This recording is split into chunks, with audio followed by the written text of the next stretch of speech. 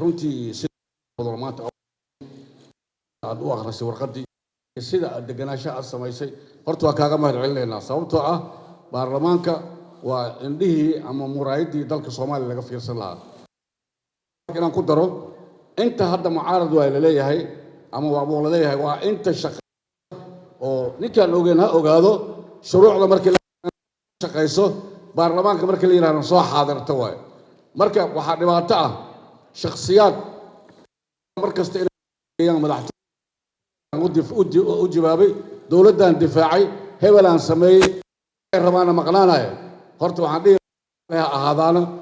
gudoomiyahana waa ka raali gelinaa hadalkii hadday tala dhahay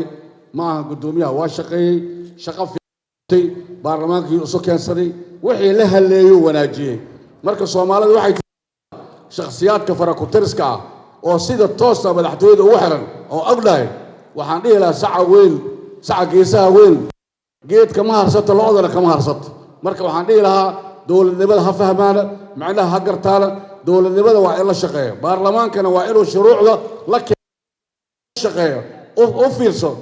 baarlamaanka cid kastoo joogta iyo qof kastoo cajalay dib loo fiiriyo shuruucda markii la keenay inta turxaan bixiso saxdo ka shaqeyso ansixiso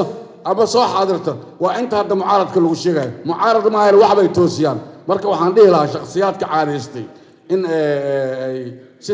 siyaabaha kamid ah dawladnimo ay u shaqeeyaan waxaan dhihi lahaa ka waantoodo